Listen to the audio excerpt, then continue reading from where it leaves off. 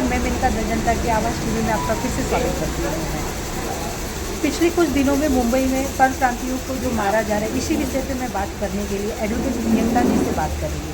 प्रियंका जी, आप इस पर क्या कहेंगी? आप उसमें अपनी राय दीजिएगा।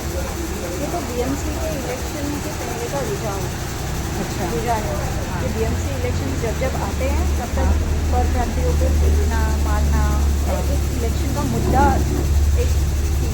एक मुद्दा चाहिए इसको, एक टॉपिक चाहिए जो टॉपिक इनको परप्रांतियों को सता के मार के मिलता है। लेकिन ये परप्रांतियों को मारने का ये अगर ये इतिहास देखा जाए तो ये आज का नहीं है, पिछले बहुत पुराना है। ये जब जब और ये इलेक्शन आते हैं तब तक ये परप्रांतियों के साथ में इनका द्वेष चालू होता है। इस पर आप क्या कहेंगे? आप कुछ इस पर कुछ कानून है? हाँ, हमारा आर्टिकल हाँ ये राइट देता है फ्रीडम टू स्पीच। हाँ हमारा जो आर्टिकल है आर्टिकल 19(1)(a) ये फ्रीडम ऑफ स्पीच का राइट देता है। इसमें ये पर्सन को इस तरीके से मार नहीं सकते। हाँ, आर्टिकल ने इन्हें भी अधिकार दिया है कि आर्टिकल 345 के एक्ट से ये अपनी जो राज्य की भाषा है उसको प्रचारित करे, उसे जितना ज़्यादा से ज़्यादा हो सके उसका प्रचार करें। लेकिन इस तरह से मार के सता के किसी को फोर्सफुली आप दबाव डाल के किसी से आप नहीं बोल सकते कि नहीं आपको एक पर्टिकुलर लैंग्वेज बोलना है। आप किसी को दबा नहीं सकते। मैं आपसे एक सवाल ये अपनी जानकारी के लिए जानना चाहती हूँ मैं, क्या कानून में कोई ऐसा विधायक पास कर सकते हैं जैसे सारे इम्प्लीमेंट करने रहते, कभी भी कोई रहते थे पक्ष और विपक्ष रातों रात कोई एक बिल पास कर देते हैं, तो क्या इस तरह का कोई बिल पास हो सकता है? क्योंकि परप्रांतियों के ऊपर जो है इन्हें जो है चोट न पहुँचाया जाए, इन्हें एक बेइज्जत न किया जाए, इस तरह का कोई बिल पास हो सकता है कानून के हिसाब से? ये हमारे कॉन्स्टिट्यूशन में ऑलरेडी ये अधिकार दिया हुआ है परप्रांतियों को।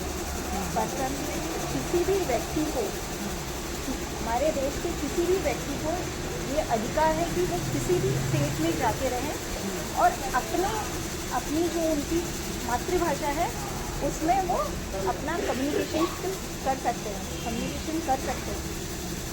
उन्हें फोर्सफुली आप किसी एक भाषा को आप एडॉप्ट करने के लिए बाधित नहीं कर सकते। हाँ, आप प्यार से सिखाइए। मराठी बहुत प्यारी भाषा है, आप उन्हें प्यार से सिखाइए। प्यार से स्कूल में आप लाइए, इम्प्लीमेंट कीजिए।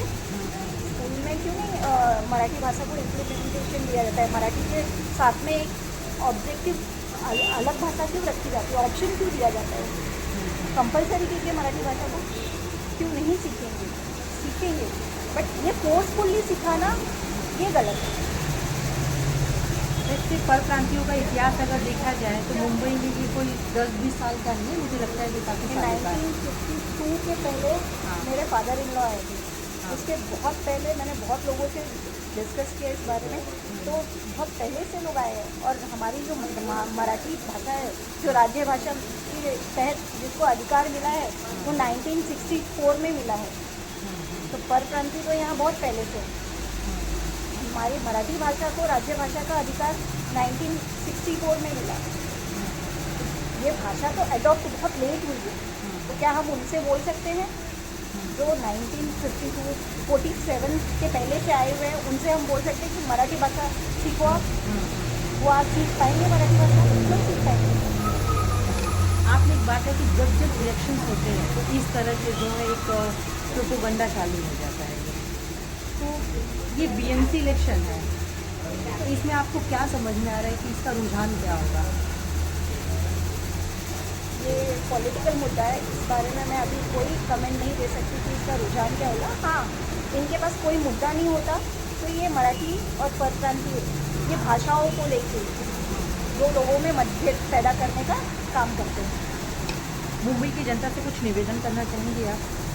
मुंबई की जनता से मेरा बस यही निवेदन है कि आप लोग इनके जो पॉलिटिकल मुद्दों में फंसने के बजाय जो हमारा एक्चुअल मुद्दा है, हमारे देश, हमारे जो प्रांत के लिए, हमारे जो महाराष्ट्र का एक्चुअल मुद्दा है, आप सड़कों पे निकलेंगे, सड़कों पे कितने गड्ढे हैं।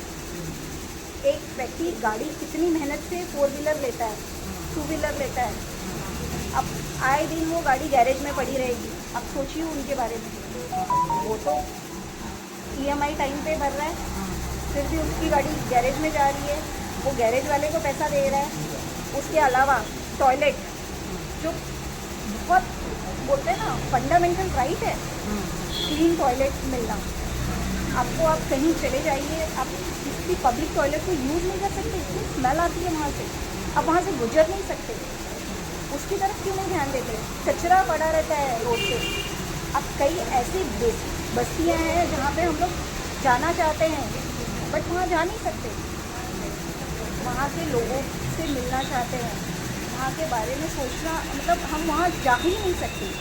ऐसी बस्तियाँ हैं, इतनी स्मेल आती है उस बस्तियों में। उन सब पे ध्यान क्यों नहीं देते? इसका जिम्मेदार कौन है? आज स्ट्रे डॉग बहुत बड़ा मुद्दा है, उन सब पे बीएमसी का ज़रा भी ध्यान नहीं है। इन सब का जिम्मेदार कौन है? हमारे, अब किसी का नाम नहीं लिया जा सकता,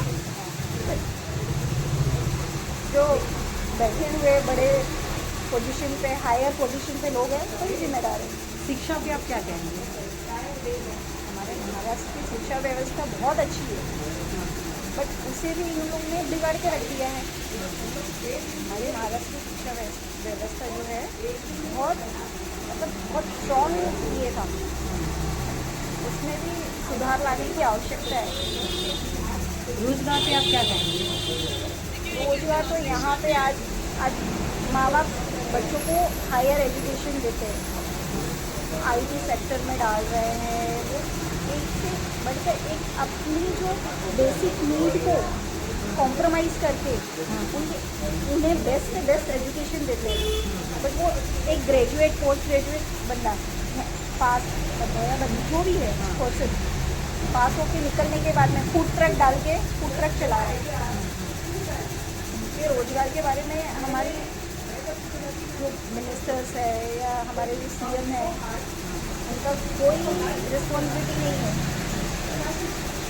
आपकी बातों से मुझे जो समझ में आया है कि मुंबई में जो समस्या है वो सबसे पहले तो एक रोड की समस्या, रोड की बहुत बड़ी समस्या है हमारे मुंबई में, टॉयलेट की समस्या, और रोजगार और शिक्षा, ये बहुत बड़ा मुद्दा है।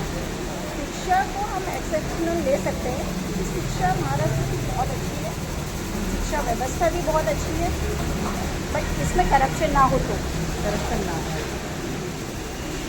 साफ सफाई के बारे में आप क्या कहेंगे? जैसे यहाँ के हॉस्पिटल से जो सरकारी और जैसे पब्लिक प्लेस है, तो क्या वहाँ पे हमारे सफाई है? बीएमसी हॉस्पिटल में सुविधा ही नहीं है।